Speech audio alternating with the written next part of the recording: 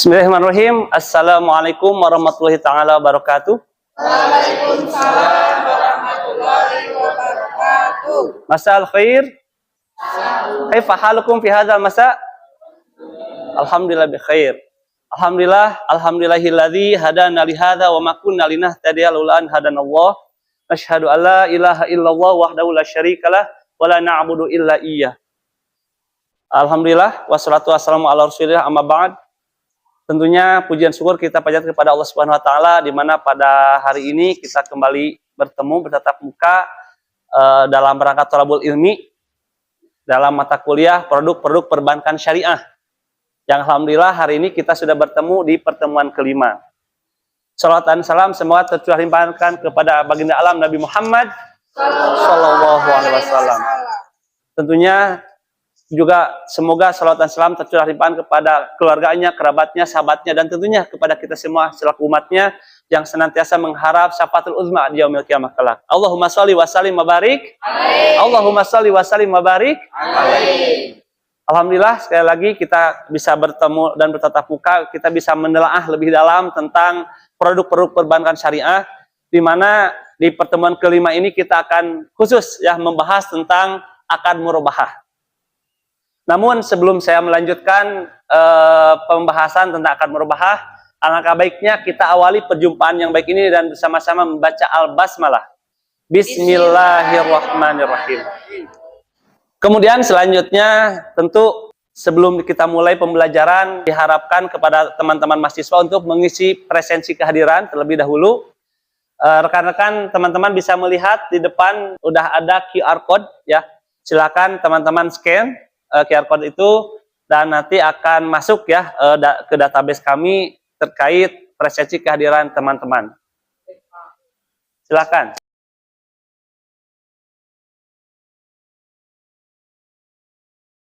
9 peserta yang sudah masuk. Yang lainnya silakan untuk mengisi presensi kehadirannya. Kemudian selanjutnya tentu sebelum kita mulai pembelajaran, diharapkan kepada teman-teman mahasiswa untuk mengisi presensi kehadiran terlebih dahulu. Rekan-rekan teman-teman bisa melihat di depan udah ada QR code ya. Silakan teman-teman scan. Terus kalau sekiranya nih saya ingin datang ke bank untuk memberi barang yang saya butuhkan. Lalu skemanya seperti apa? Apakah saya bisa langsung memiliki barang tersebut ya? Ataupun mungkin seperti apa? Nah, kita bisa melihat dalam ini contoh transaksi akad murabahah. Catatlah di sini ya, di alur yang pertama ada seseorang bernama Pak Abdullah. Yang mana Pak Abdullah ini adalah seorang dosen seperti saya ya, yang mungkin penghasilannya per bulan. Tidak bisa langsung seperti pengusaha bisa menghasilkan nominal yang besar dalam satu waktu. Dalam kesempatan ini, Pak Abdullah ini membutuhkan sebuah kendaraan, yaitu mobil, roda 4. Yang ternyata ketika Pak Abdullah mencari informasi, ternyata harga mobil ini ya seharga 230 juta rupiah. Dan pastinya, Pak Abdullah yang hanya seorang dosen, tidak memiliki cukup uang untuk membeli kendaraan secara cash, secara kontan. Maka ketika kita datang ke perbankan syariah, maka kita membutuhkan pembiayaan. Nah, pembiayaan inilah yang disebut dengan apa? Akad murabahah tadi. Dalam makna ya, pengertian dari akad murabahah itu ya adalah akad pembiayaan dengan dasar jual beli di mana bank sebagai penjual dan nasabah sebagai pembeli. Jadi tetap kita transaksinya jual beli, hanya dalam posisi ini bank sebagai penjual.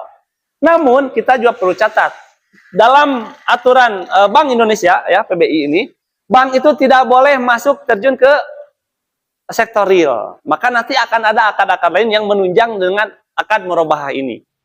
Nah, di sini saya kebetulan ada beberapa skema yang bisa kita perhatikan.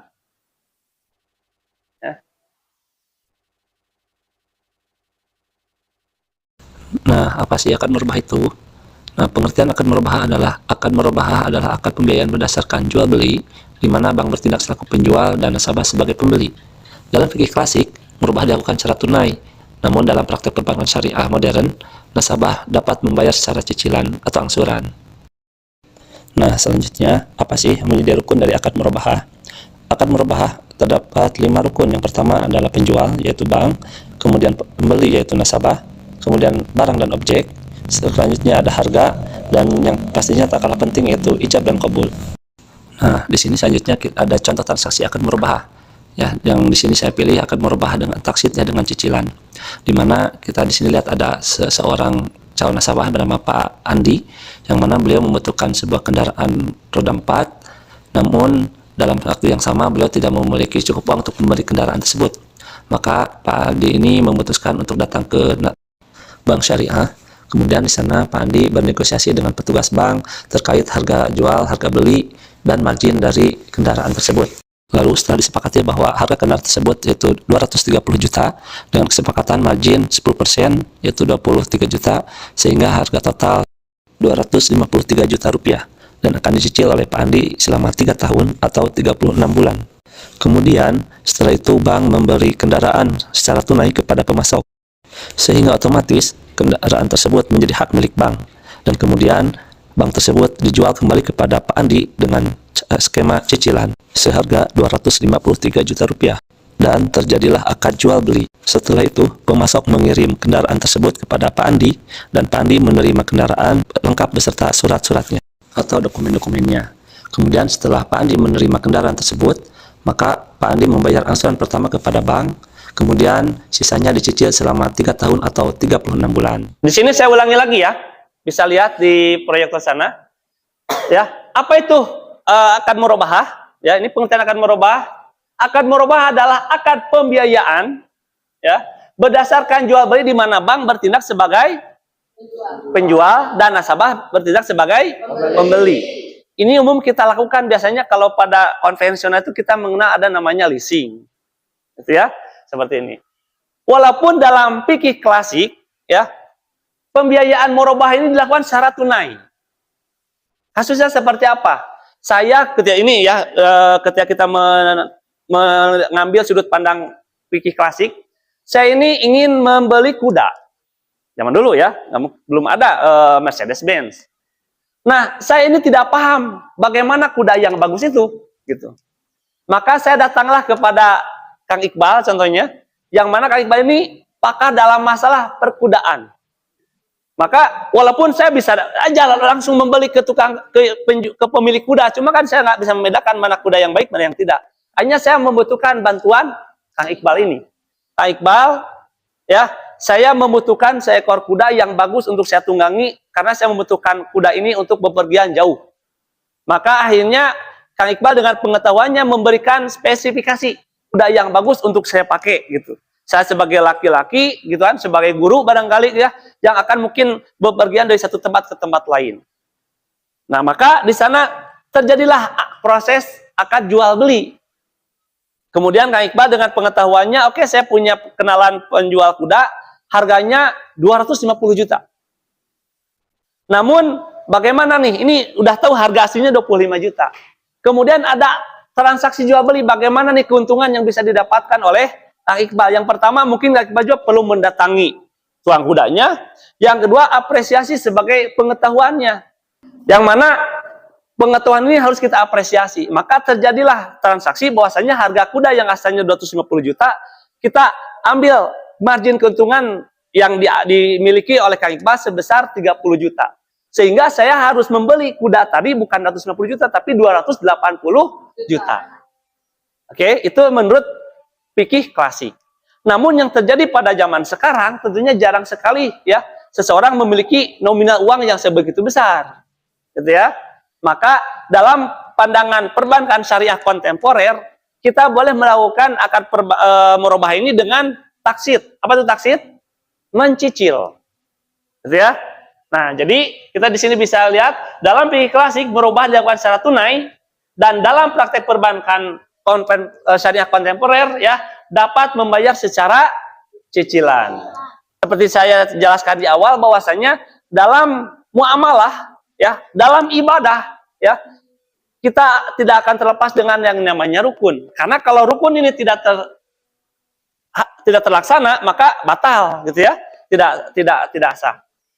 Maka apa saja yang menjadi rukun akad murabahah? Yang pertama pastinya dalam hal ini adalah bank. Bank sebagai apa? Penjual. Kemudian ada lagi nasabah. Nasabah sebagai pembeli. Kemudian tentunya juga ada barang atau objek yang diperjualbelikan.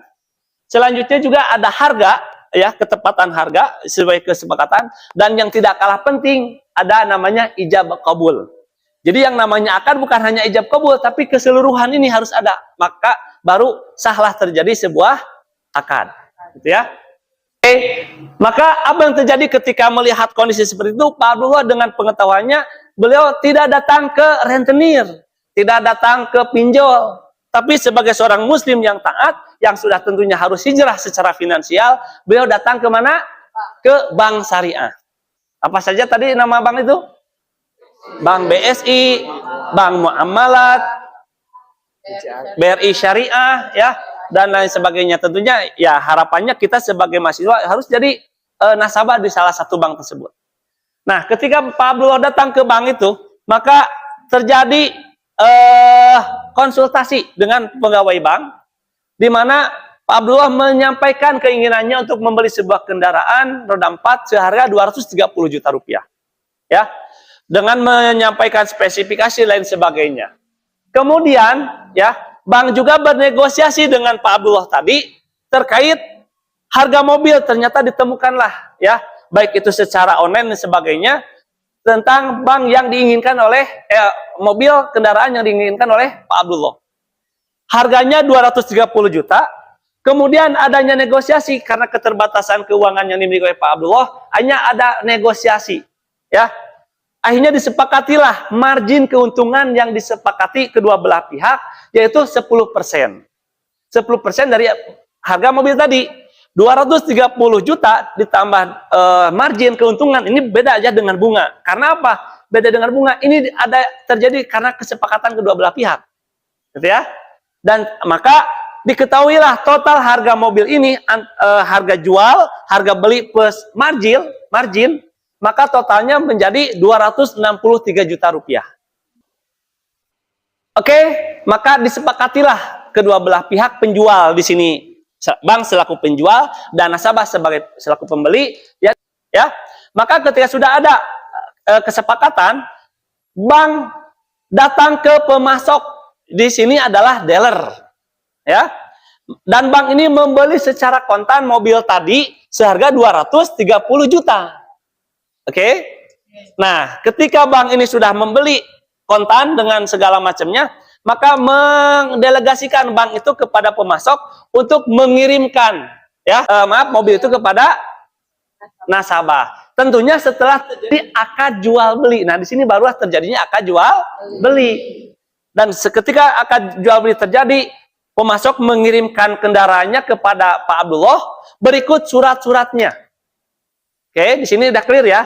Maka yang perlu dipahami, perlu digarisbawahi bahwasanya ketika terjadi akad jual beli itu, kendaraan sudah menjadi hak bank. Oke, karena apa? Ada larangannya. Kita tidak boleh menjual barang yang belum ada dalil. Oke, teman-teman, seperti tadi yang kita bahas bersama ya tentang akad murabahah. Tentunya kita sebagai mahasiswa tidak hanya sekedar memahami teori ya, tapi juga perlu ya mempraktekkan ketika suatu saat kita ya membutuhkan barang, kendaraan dan sebagainya. Coba kita mempraktekkan pengetahuan ini ya, datanglah ke perbankan syariah dan kita mengambil salah satu akad yang ada di sana, yaitu akad apa? Akad murabahah. Sebelum saya akhiri perjumpaan kita pada siang hari ini, melanjutkan tadi dari sesi presensi, kita akan melanjutkan kepada post test ya, untuk mengukur sejauh mana pemahaman mata kuliah kita pada siang hari ini. Sebelum itu barangkali ada pertanyaan, siapa yang ingin bertanya terkait akad murabahah ini?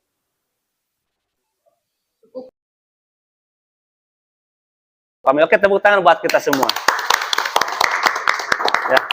Oke, terima kasih atas segala atensinya untuk perkuliahan kita pada hari ini. Tentunya besar harapan ya, baik kita semua selaku mahasiswa perbankan syariah menjadi agent ya, dalam hal mengkampanyekan produk-produk perbankan syariah di tengah-tengah masyarakat kita. Baik, kita akhiri perjumpaan yang baik ini dan bersama-sama membaca doa kafaratul majlis. Subhanakallahumma wa bihamdika asyhadu alla ilaha illa anta astaghfiruka wa atubu ilaik. Billahi taufiq wal hidayah. Wassalamualaikum warahmatullahi taala wabarakatuh. Waalaikumsalam.